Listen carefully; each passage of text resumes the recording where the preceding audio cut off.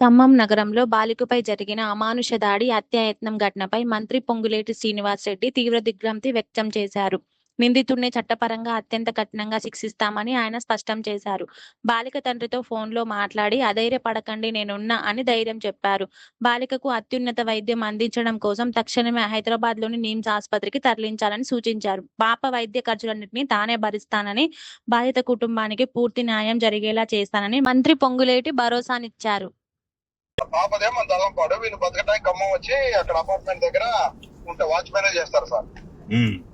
అక్కడ జరిగింది sir, apartment దగ్గర జరిగింది సార్, రాపతి నగర్ దగ్గర సార్. వాళ్ళ ఫాదర్ తో నాకు అన్న ధైర్యంగా ఉండన్నా సార్. పాపను హాస్పిటల్లో అన్ని రకాల నేను సాయం చేస్తాను, వాడిని కూడా శిక్షించేటట్టు చేద్దాం. ఏం చేద్దామో చేద్దాం, ముందు పాపను కాపాడుకుందాం. మీకు ఇబ్బంది లేకుండా నేను చేయించి పెడతాను. ఇక్కడ తెచ్చుకుంటా పో, ఏది అవసరం అంటే అది చేసి పెడదాం, పోరా, ఇబ్బంది ఏం లేదు.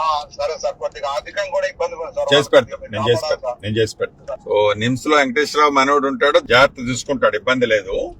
ఓకే సార్, ఎమ్మటే తీసుకెళ్ళండి. సార్ వాళ్ళకేం ఖర్చు కాకుండా మనం చేసి చేపిద్దాము.